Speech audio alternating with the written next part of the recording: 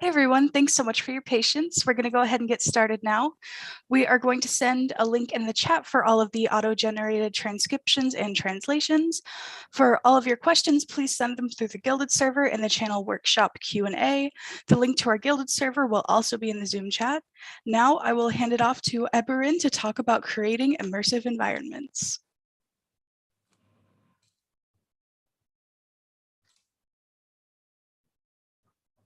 Hey everyone, sorry I was muted. I'm gonna go ahead and share my screen now. Let's go.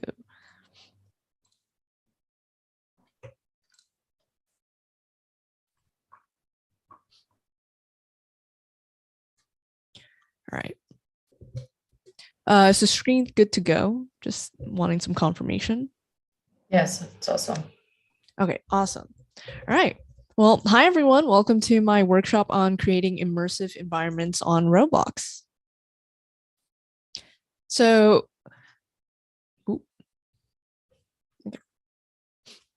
for today's agenda, we'll be covering 6 parts in the order of part 1 being the introduction, part 2 being map design principles, and then part 3, photography principles, part 4, lighting and color principles, and then going to part 5, we'll learn how to populate your environments, combining all the different principles that we've covered, and then move over to any concluding remarks, and then part 6, which is question and answers.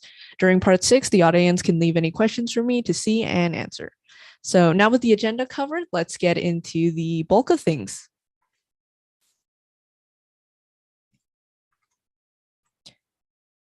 So who am I? I'm Evelyn, otherwise known as ebur1n on the platform. I'm a level designer and environment artist. I'm currently the director of world and environment at Melon, having worked on several brand integrated experiences with them, such as the Bakugan games, Clark's, Chipotle Burrito Day, and many more. Previously to this, I worked on games such as Bad Business, Big Paintball, Funky Friday, the Ready Player 2 event, and many more. It's very nice to meet all of you.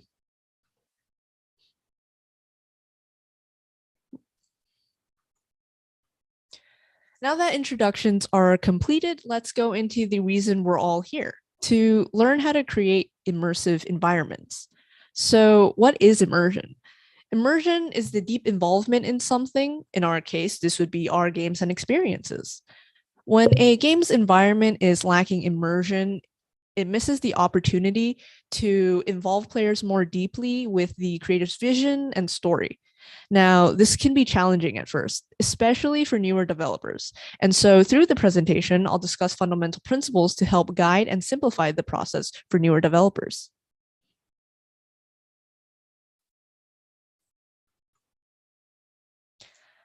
In our first section, we'll cover basic map and level design principles. The first one being blockouts or gray boxing. Blockouts are non-permanent ways of visualizing your planning. Think of it as a sketch. Through blockouts, you can determine scaling, interactable objects, shape language, and so much more. Blockouts can also range from being simple to more complex. On screen here, there are 2 different images. The first one on the left side is a very rudimentary blockout. You would typically use this for environments that may not have complex mechanics or a need for larger player testability. The main focus of this blockout is to mark interactable buildings and to also define the layout. The second image on the right is a much more complex blockout. The shape language is conveyed further with the use of wedges and layers. There's also slight variation in the terrain with basic parts to test height variation. The main point of this blockout is to test out a map with all components, but not further detailing it. Both have their uses and importance and are not mutually exclusive from each other. For example, the complex blockout can be a follow-up iteration to the simple blockout.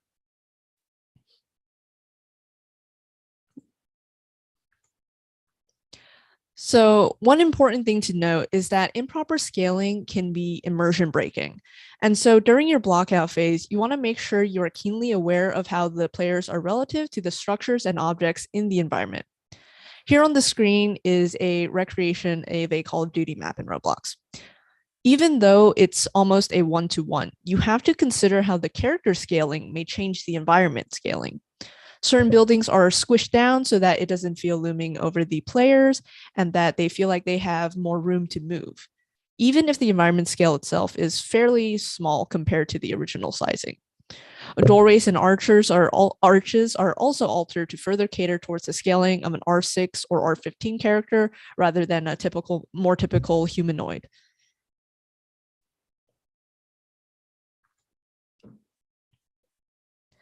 Another part of map design to consider is the complexity of your level design depending on your target audience.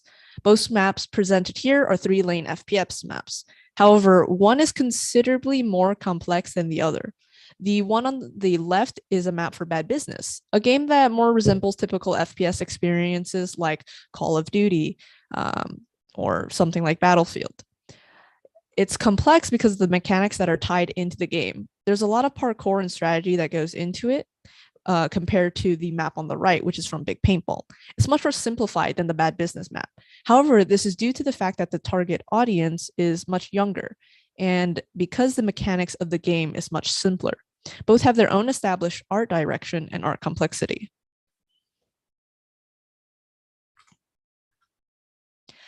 In our next section, I'll be covering photography principles that can be used to further create immersive environments. One photography trick that is applied in almost every game, including AAA titles, is force perspective. Force perspective is a photography technique that uses optical illusions to change visual perspective. Many level designers and environment artists use this technique to save on time and resources.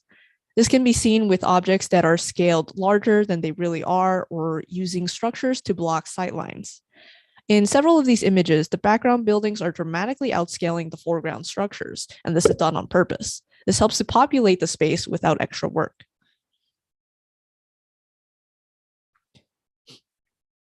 Force perspective and level of detail go hand in hand.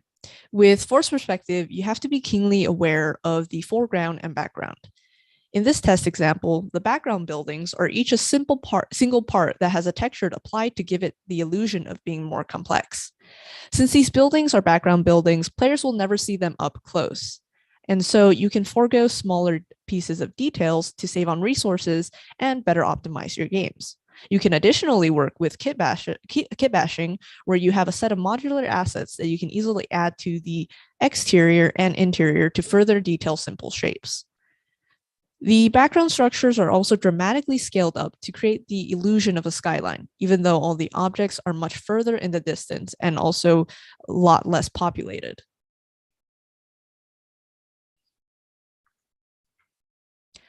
Here in this example from Bad Business, you can see how the fog acts as a barrier to block the players from seeing further into the map. This saves on resources because there isn't as big as a need to populate the background with additional assets, such as trees or buildings.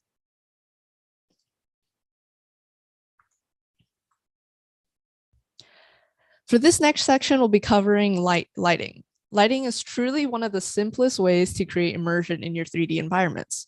You can see a dramatic difference in mood between the two examples on screen. Simply tweaking things like the ambient lights, hue, saturation, etc., that is all able to change the mood. That's why it is important to familiarize yourself with Studio's built-in lighting tools. Brightness is one of those properties that, when applied correctly, can allow you to create truly immersive environments. The higher the value of brightness, the more highlights your game will have. Highlights are the opposite of shadows in color. Brighter highlights means a higher bloom with lighter hues. In Roblox Studio, ambient and outdoor ambient are important for playing around with shadow. Ambient is normally referred to as the color of shadows, although more technically, it is the color of an object when there is a shadow. Altering these two properties can allow you to shift the mood and can greatly aid in creating more fantastical environments. For more realistic environments, it may be better to play with the environment diffuse scale and environment specular scale properties. Environment diffuse scale deals with how light is reflected on an object based on the object color. In some places, it can be used in place of ambient and outdoor ambient. Environment specular scale deals with light reflected on objects, depending on the environment. Adjusting this can give materials like metal more realistic reflection. allowing for more realistic environments. However, you don't need to limit yourself by only sticking to what each property was made for. You can play around with all the settings to see how they may interact to create something visually stunning. Trial and error never hurts here. For example, in the left image, although it's a little bit more of a high fidelity environment, I still played around with the ambient and outdoor ambient rather than just relying on the environment diffuse scale and specular scale.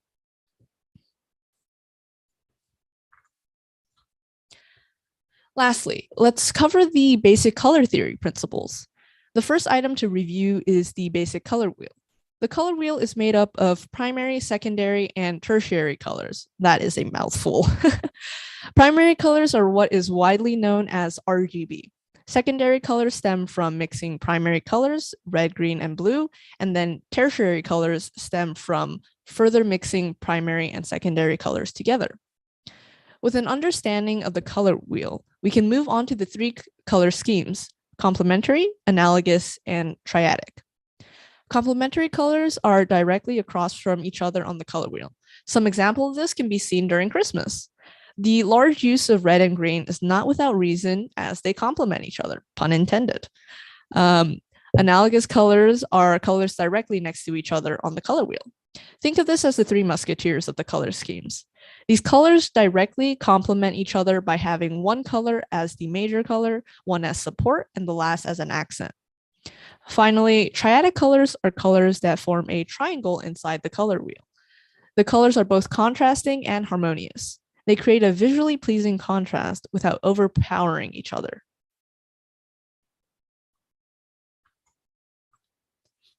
Here's an example of color theory in play. Do not be afraid to use colors. Too many times do I see newer developers create completely monochromatic color schemes because they're afraid of having clashing or contrasting colors. However, as we've covered, contrasting colors isn't always a bad thing. Here in this example, we can see how the left image looks dull and unwelcoming. Some of it can be chalked up to missing assets, but others of it can stem from the lack of color. In the second image, color theory is applied, and it creates a pleasing contrast. There's the use of triadic colors with the thumbtacks, as well as the sticky notes and papers. Even just small additions of color help create a more welcoming atmosphere and can really make your environments pop. We can see this with some of the bottles in the bottom part of the image. There's a soy sauce bottle and a vinegar bottle, as well as the little books on the side of the microwave that have just a little bit of color.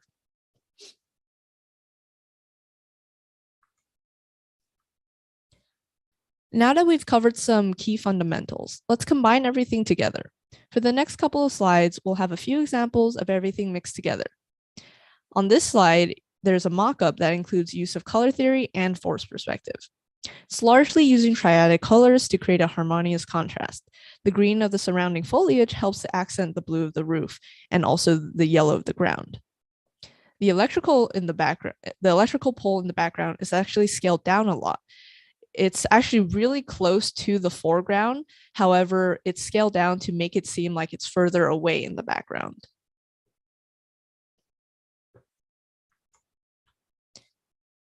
In this image here, we can see the use of complementary colors to convey the spirit of Halloween. There's also a contrast between the world lighting and the neons around the space. Since it's a nighttime lighting, the bloom and brightness from the neons are what is carrying the atmosphere of being Halloween.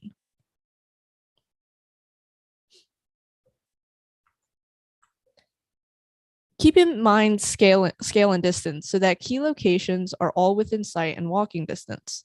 It's important to make sure players can access points of interest fairly quickly after spawning in a game.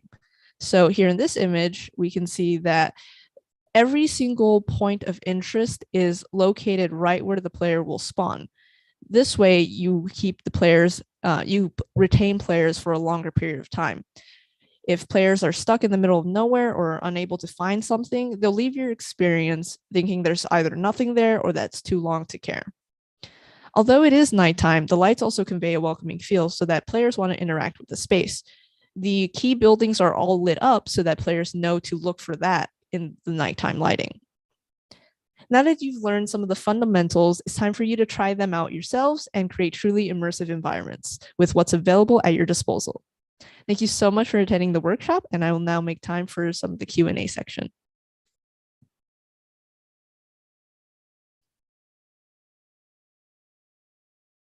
Awesome. Thanks a bunch, everyone. Let's move on to the Q&As now. Please remember to send all of your questions to our Guilded server and the channel Workshop Q&A. And let me go ahead and pull up our questions. So the first question we have is from Gabs, and they say, how did you start to learn about environments on Roblox? Any tips for beginners?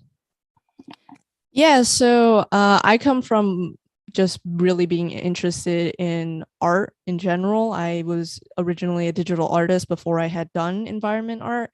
And one of the biggest tips I have for newer developers and newer artists is that you need to not be afraid of trying new things.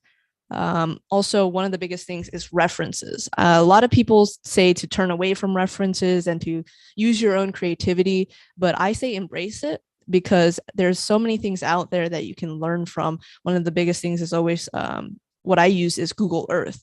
Google Earth has a lot of things you can see. You can see how realistic street layouts are, areas around the world, and all these different terrain and environments. You can use that as a reference. So I say, yeah, make sure you look at references. They will aid you greatly when you first start out. And then after you've looked at so many different references, started trial and error, then you can start using your own creativity and altering these environments based on the references.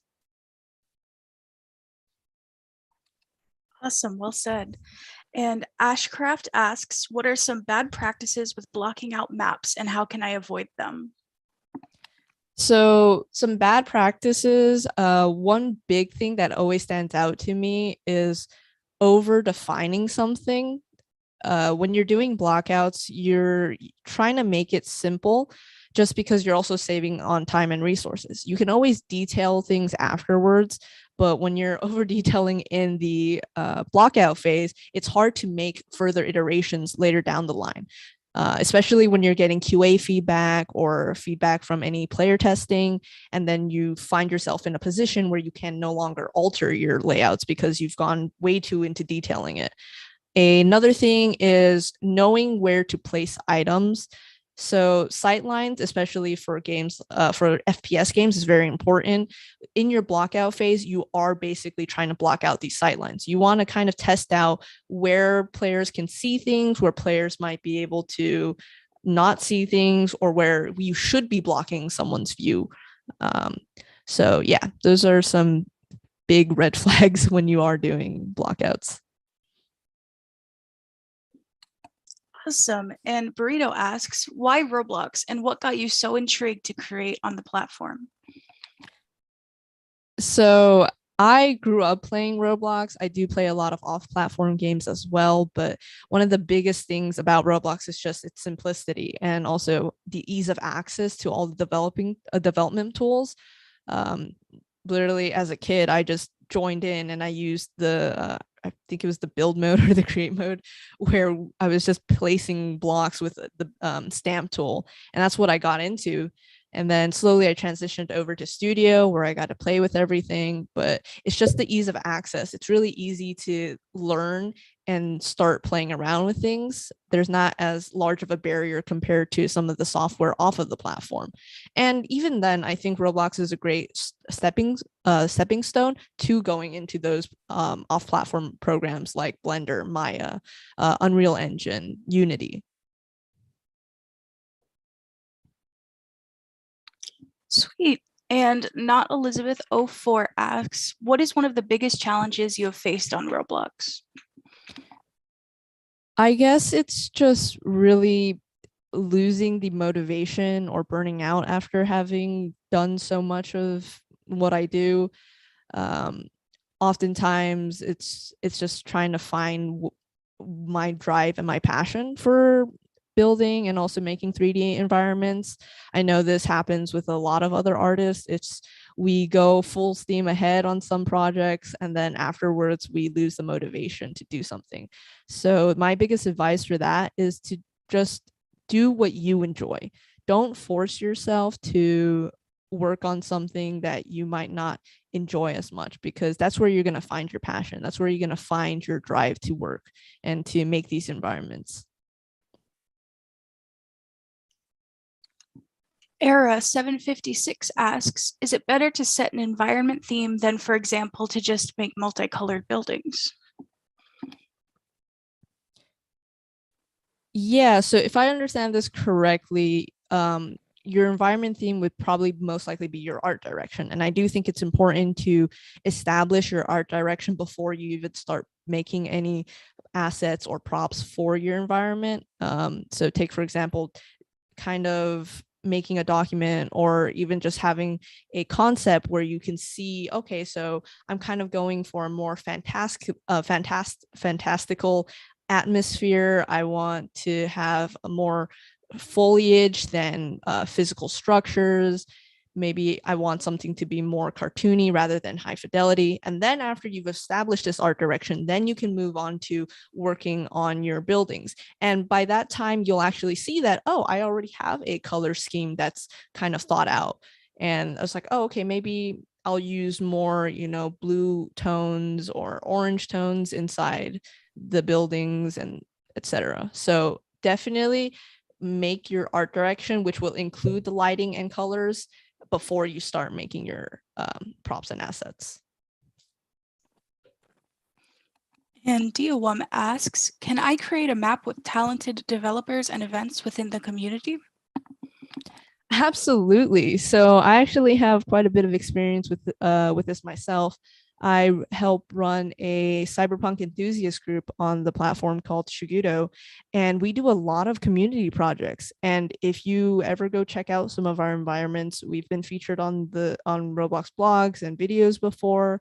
But our environments are completely collaborative. We have our main setting is always done by our in-house members, so people from the community that we've gone through an application process with, but all the submissions for rooms, containers, and such, those are all done by the community. And when it comes together, it's really inspiring to see just the amount of talent and skill.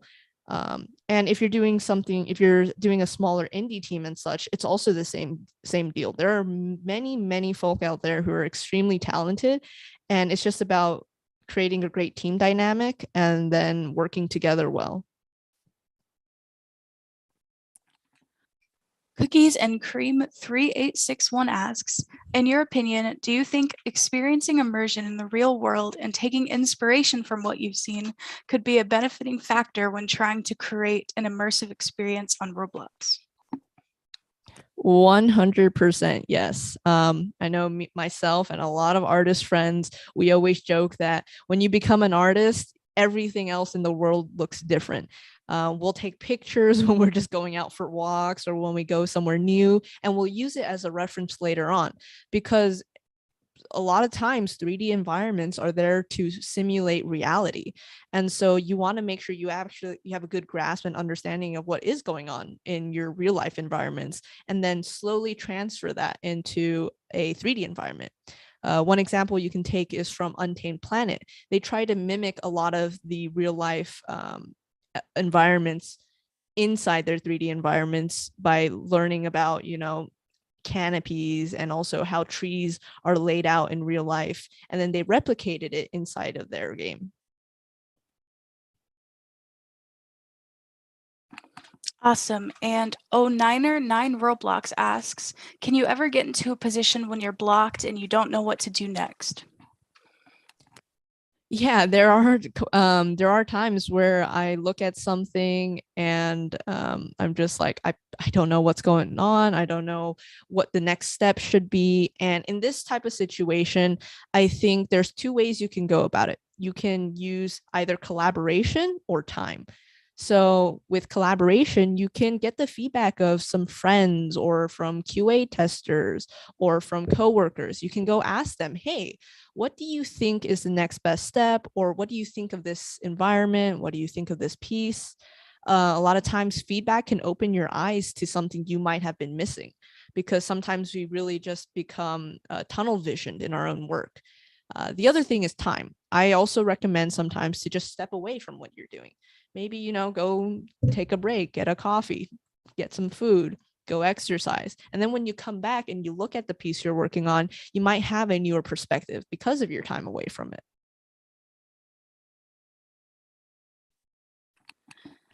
Zarian asks, what are your tips for promoting your environmental work for commissions or business endeavors? So this part, I'd say social media is definitely one of your biggest assets, as well as joining different communities. So when I started, I was pretty much unknown. No one knew about my work, but I used things like Twitter, joining different building communities like Shigudo, RAR, EBR, and just kind of promoting my work in there, making connections with other people. Don't feel afraid to reach out to these developers that you look up to these artists that you look up to, because that's what I did. I reached out, I talked with people, and oftentimes they'll offer you good feedback that can actually aid you in your process of promoting yourself, of trying to get a job. And another thing I recommend is also variety. A lot of times people, when they look at your portfolio, they want to see if you have a large arsenal, development arsenal. Like, can you make a cartoony environment, and then can you also make a high fidelity? Maybe can you do science fiction? Can you do fantastical? Can you do more realistic and modern stuff like that? So it's using social media and also having a variety in your portfolio.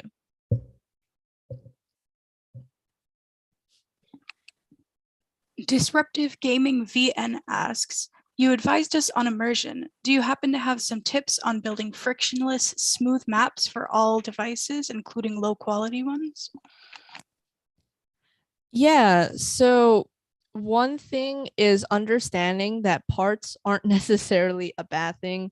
I know that now that we've had a lot more developers coming onto the platform and some coming off of the platform from larger game development companies, everyone's turning to just using meshes and just like only meshes and exclusively meshes.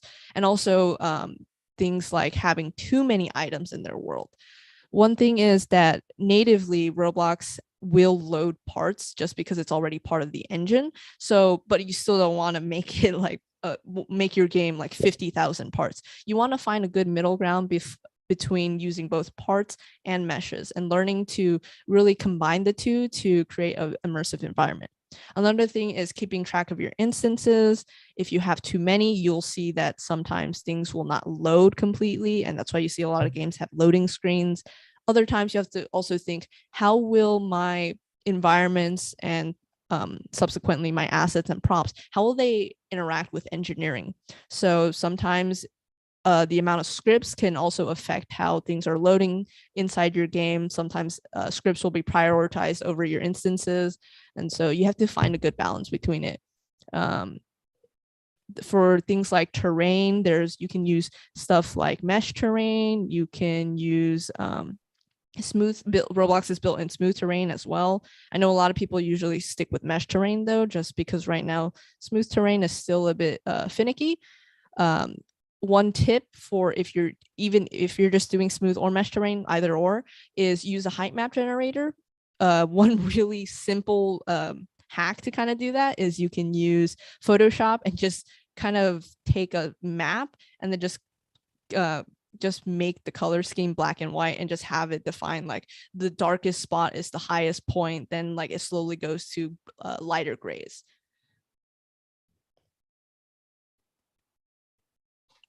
Mr. Boko_YT asks, do you have any tips for interior design, like the inside of a building?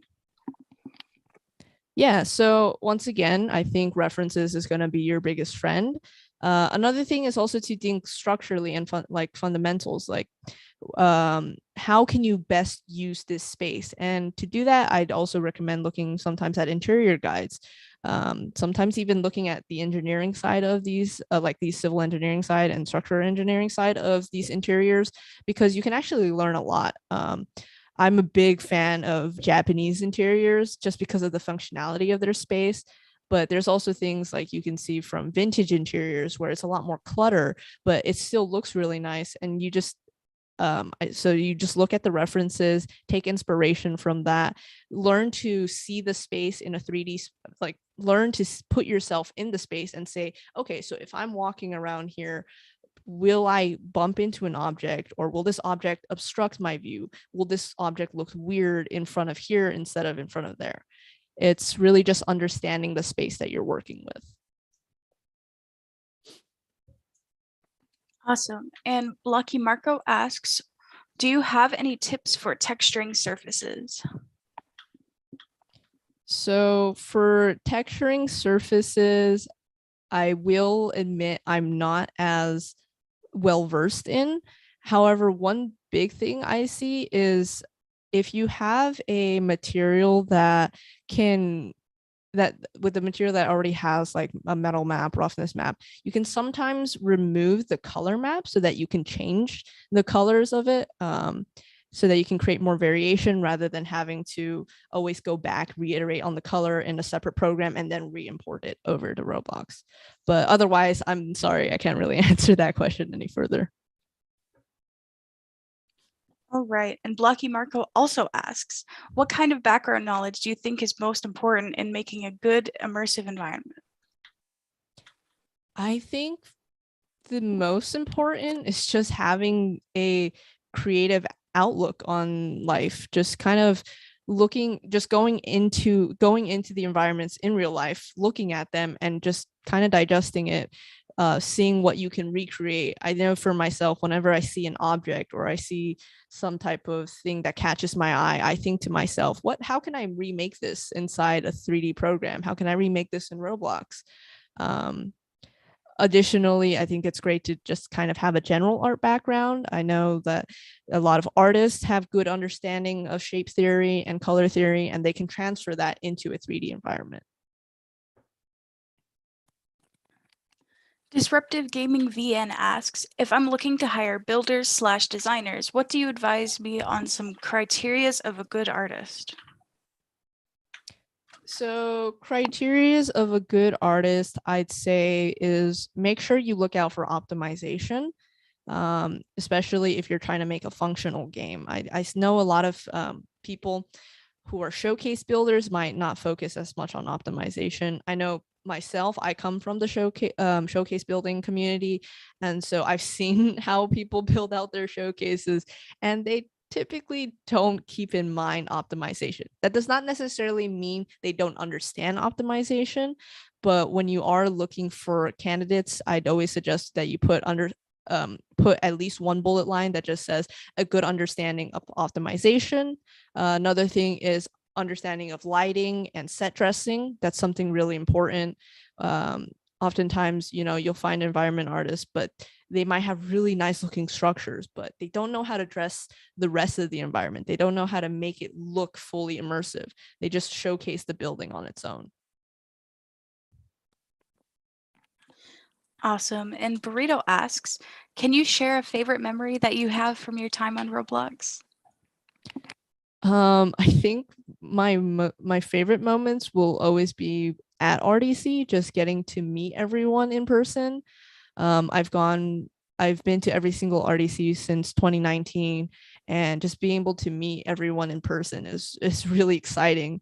And I recommend it to anyone who ever does get invited, or if you do submit an application, I say it's a great opportunity to make connections and just meet the people you work with. Like I've met with a lot of people that I've known on the platform over the years, and it's always a great time.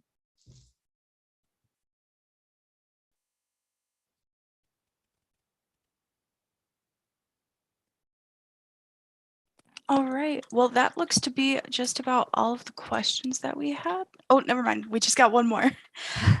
Zarian asks, which project have you done that you believed you learned the most from and why? Oh, that's a really hard question, just because I'm constantly learning. I'm a big proponent of saying that you never truly become a master at your craft. But I'd say that the project that really helped me grow the most is probably Bad Business. Just the entire team was always super helpful and super collaborative. I learned a lot during my time working with Bad Business and Rudev Media. that's where I kind of learned about doing the importance of blockouts and having a good understanding of level design. Awesome. And now we're getting some more questions in, which is great. Tesla Wolf 48184 asks, do you have any resources you'd recommend to new developers looking to create immersive experiences besides the Roblox Dev Hub?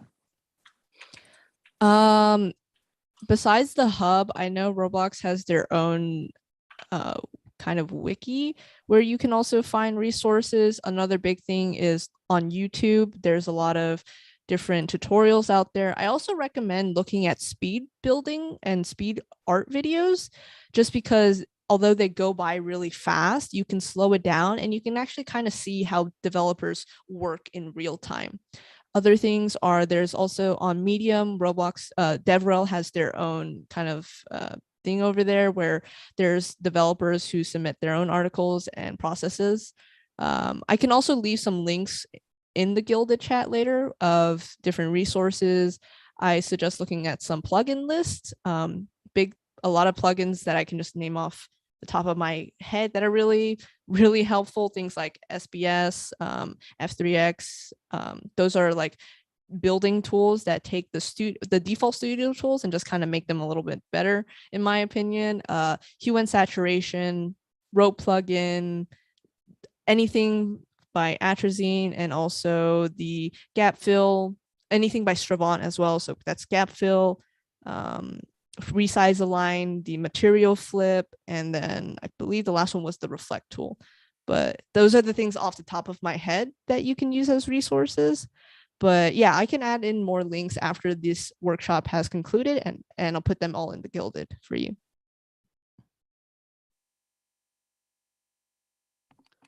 Dia1 is interested in knowing if you've used any future works from Roblox Studio, like facial animations and other new things in your work.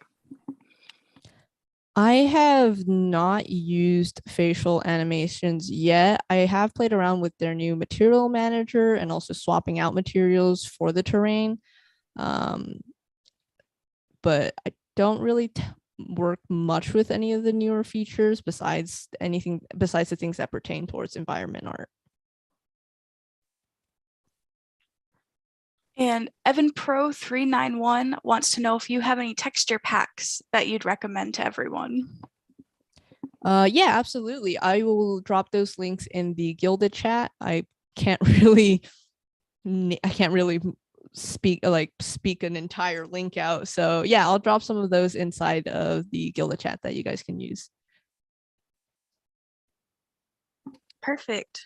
Well, if anyone else has some last minute questions, be sure to drop them in chat. I do see some people typing, so I'll go ahead and give you guys some time to type out those questions.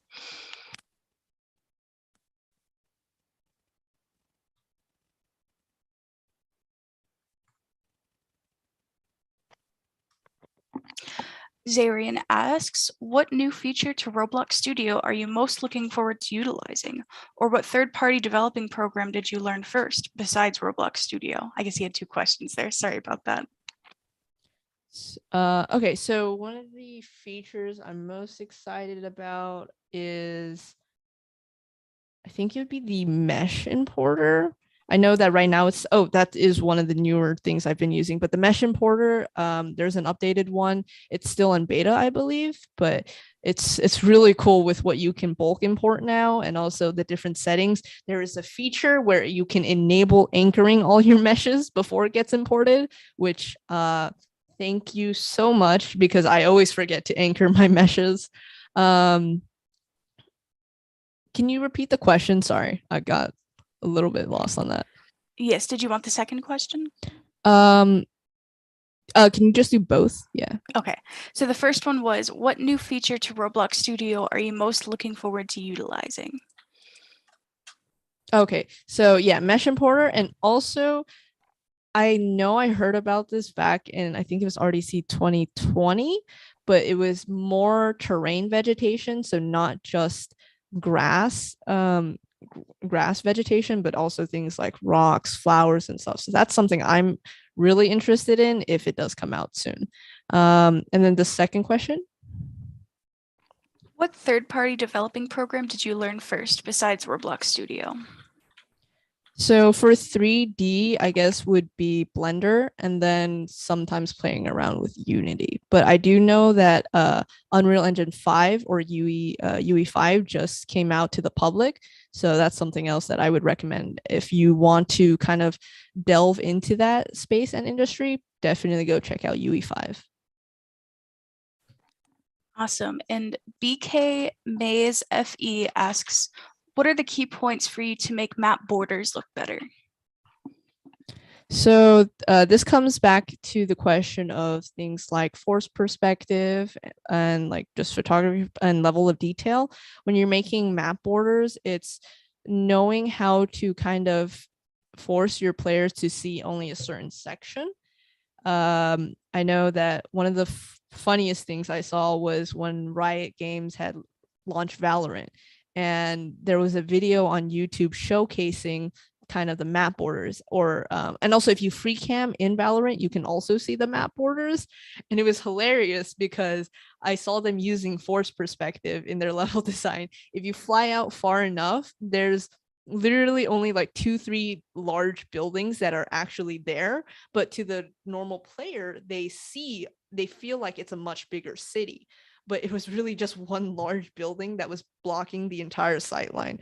So one thing you can do for your borders is having larger structures or larger items, just outscaling your props just a bit more than what your foreground is, and then placing it further back so it gives the illusion of a border, gives the illusion of having more than there really is.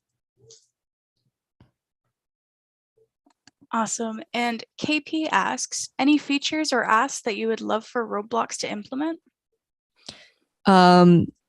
I always ask this, but custom light render distance. I would love to be able to have the lights render, or at least customize the distance that they render at. Currently, I think the max is like 200 studs or so, and it's really hard to make really like truly immersive nighttime environments because the light will cut off at a certain amount of studs and you can't see further.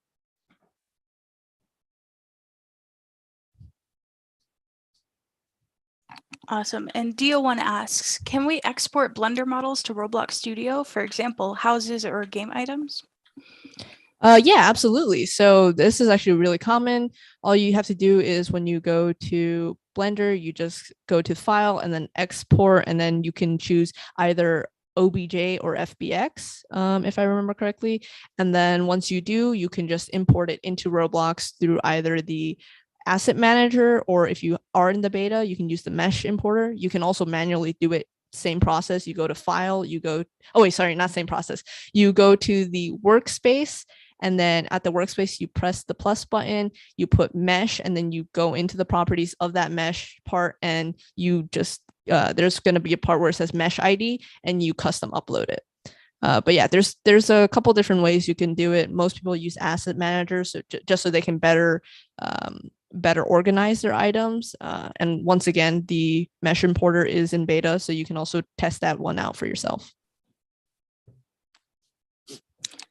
All right. And Ashcraft asks, is it more difficult to block out a map before player movement mechanics are implemented in the game?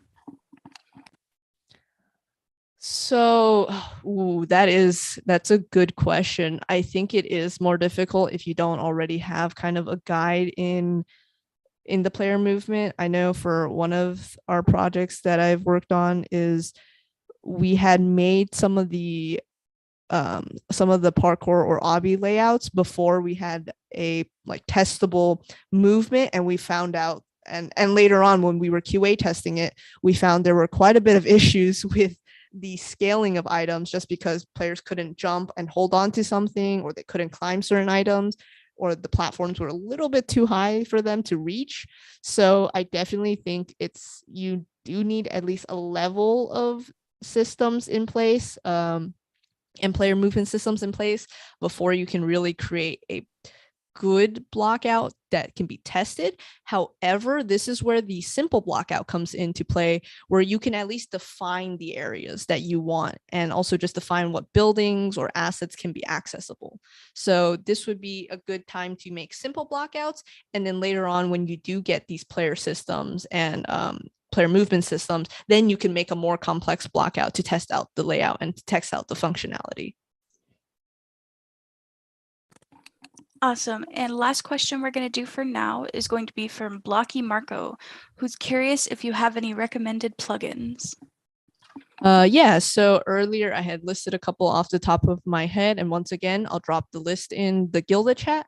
But once again, tools like SBS, Studio Build Suite, and then F3X, things like anything from Stravant, Resize, Gap Fill, Material Flip, and what was the other thing? Reflect tool.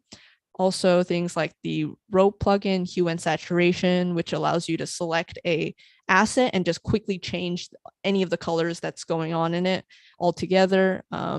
Also, I know there's the eyedrop tool. Oh, my favorite tool by far, because it ties really well into this workshop, is the brush tool. The best tool to create variation and just having, it's just overall a really nice tool to use. Awesome. So thank you so much, ebur1n, for your time. It was awesome getting to see all this and hearing from you. And huge thank you to everyone who attended this panel as well. We will have our next workshop Tuesday about community management, strategy, and best practices. And with that, we could go ahead and wrap it up. ebur1n, I believe you mentioned that you were going to be around Gilded for a little bit after this. Yeah, absolutely. I'm going to be in Gilded dropping some links, answering any questions that were left over.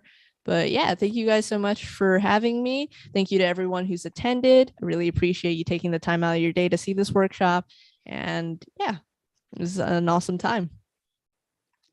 Awesome. Well, I hope everyone has a great rest of your days, and thanks for